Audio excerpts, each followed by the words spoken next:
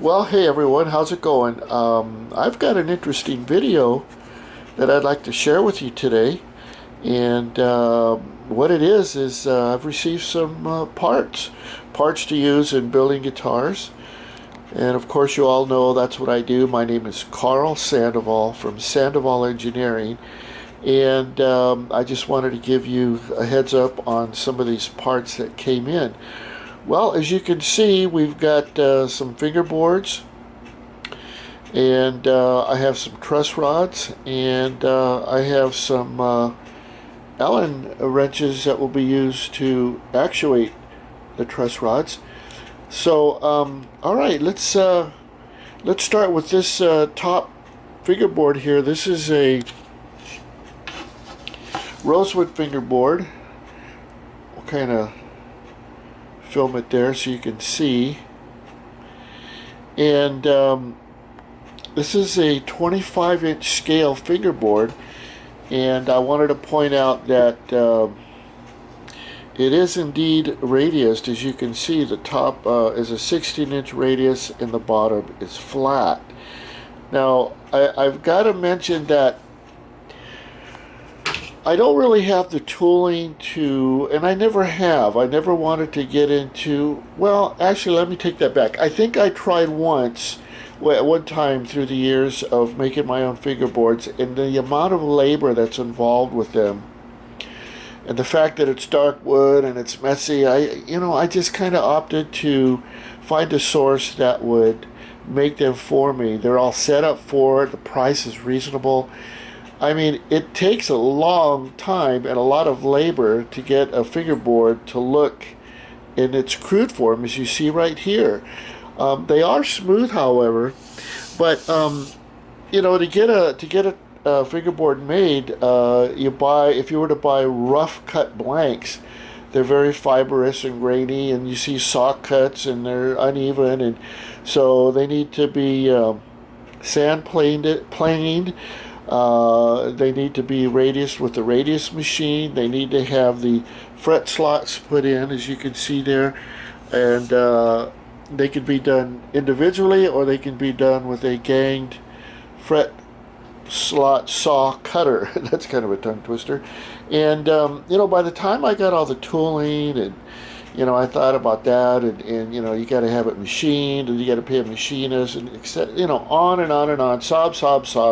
I know, I get it. But I just decided that I'll get them to this point, and then I'll take it from there. Which actually, there's still an awful lot of work. These are sort of a rectangular shaped fingerboard. These happen to be 25-inch scale, and they need to be milled down and fabricated into a functioning instrument, which is time-consuming and labor-intensive in its own right. So I just kind of saved me some time, and that's just for the fingerboards, and they come in all different scales. So I found I had a source that I used to get these from before, but things kind of went south, and I was getting really uneven fingerboards, and the grain was horrible, light mineral streaks, and and then the truss rods were not right. So I decided to try this company out, and so far they're doing really well.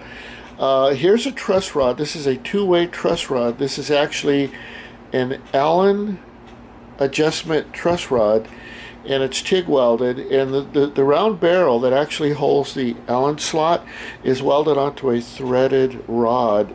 Let's see if we can get that. And that's TIG welded on, and I have ordered these before where that TIG weld at that particular point was just two small dot points, and I can imagine putting those in a guitar, and then you try and tweak the truss rod, and the nut breaks off. That would be extremely bad. But anyway, these truss rods, they're, like I say, they're two-way adjustable. So that means that they function in you can probably see on this one. You know what? I think I've already put some tension on this one, and you can see that it's curved compared to one of these. Let's put another one here. Yeah, you can see the curvature. the top truss rod has a overbow on it. That's what I call it. And so not only can you achieve an overbow, you can also achieve an underbow, which is probably more like this one here. So is that one straight now? Yeah, that's straight too. Illusion, my fault. Anyway, these are two-way. They adjust both ways, giving you an overbow and an underbow. And that's what's good about them. And they're welded really well. Let's see if we can get a close-up on these welds.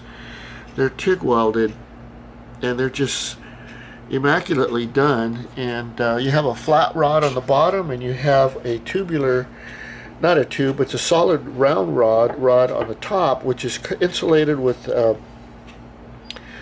some plastic material. And that's for a reason, because when you put these in, you don't want any glue to stick or adhere to this particular part of the truss rod, this part here.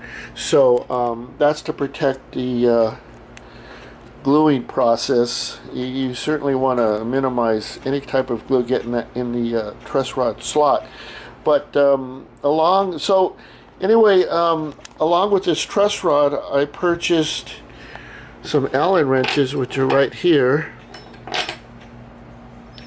And these Allen wrenches are used at this part of the truss rod to make your adjustment.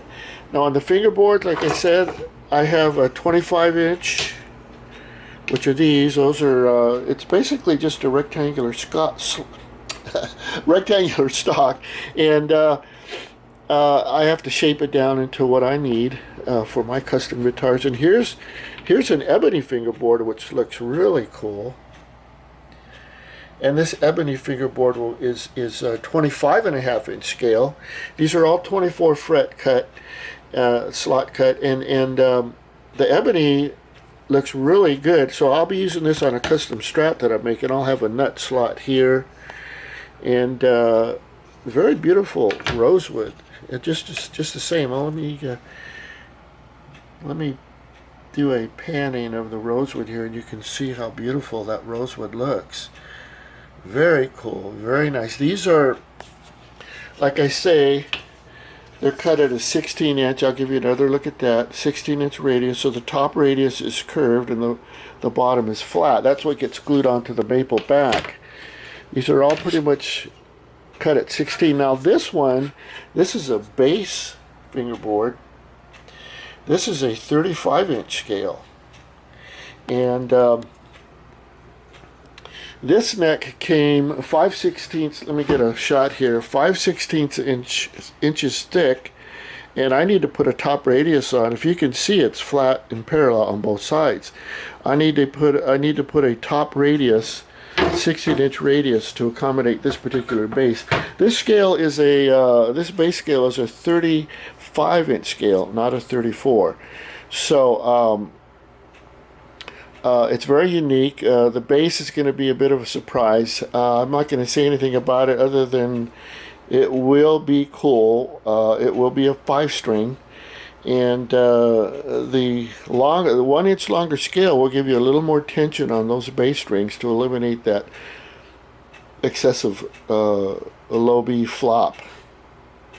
That's low B string flop. So when you have a longer tension, you're going to get that, or longer scale, you're going to get that additional tension on the string, which will make it feel a little better.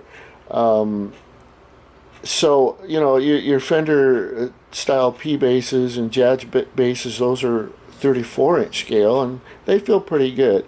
But I think on this particular instance, this particular customer wanted a feel of what other basses he uses presently.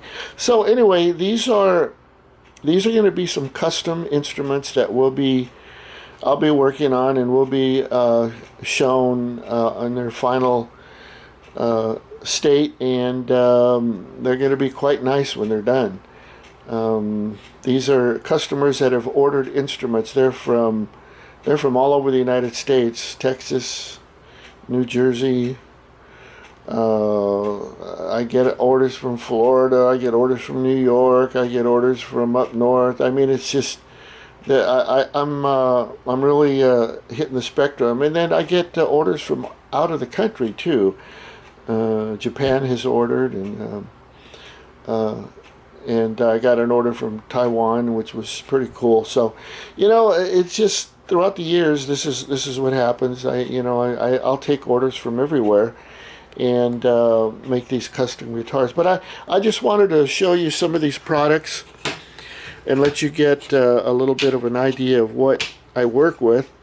Now let me tell you, man, like I say, when I build these guitars, these these fingerboards might be refined a little nicer than what you might think I do, but I just wanted to save a little time. Trust me, by the time you have it glued on, tapered, prepped with fabricated with inlay, and then cut to size, I mean, it's still a lot of labor. And this is for the type of luthier or guitar builder that somebody may want to be, or somebody that already is, that you need to know what to do. You need to know fabrication tips, and you need to know the function of a guitar. You need to know scaling, you need to know woodworking, you need to know how to use machinery, you need to know how to measure. I mean, measuring,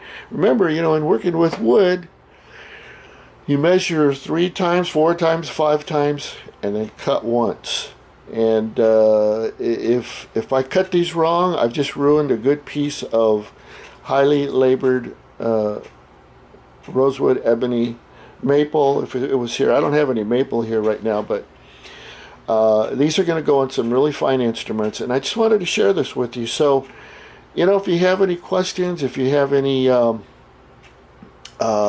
things of interest to point out, just send me a text at karl@karlsandoval.com. I use the letter K, it's all lowercase. You can check me out on Instagram, that's Sandoval _ guitars. You can check me out on Facebook at Karl Sandoval Engineering, and then YouTube is pretty much the same. It's Karl Sandoval / Sandoval Engineering. You can reach me at all these social media avenues, and send me a note, send me a comment. And please, I'll tell you right now, if I get negative comments, or if I get anybody that's full of, let's say, inconsideration, and doesn't appreciate what I do, you will be blocked. I guarantee it, you will be blocked. I want nothing to do with people that for some reason have to put me down or say bad things. I mean, who knows what their lives are about, and I really feel for them in a sense. But then again, people can get pretty horrible, I'm finding out on this social media. So good comments, fine comments, happy comments, positive comments, please, I want to hear them. And like I say, you can reach me on all my social media. These YouTube videos are going to keep coming. I finally figured out how to use my camera. And so, this technical jargon, it just gets to you sometimes, especially at an older age. And I'm no spring chicken anymore. But I'll tell you, I'm a seasoned elderly person that has a lot of knowledge with custom guitars, and I will share what I can. So, that's it, man. I just wanted to give you a piece of information here on fingerboards and what I use, and hopefully give you some inspiration and enlighten you on building your own custom guitar. So anyway, until future videos, God bless and thank you.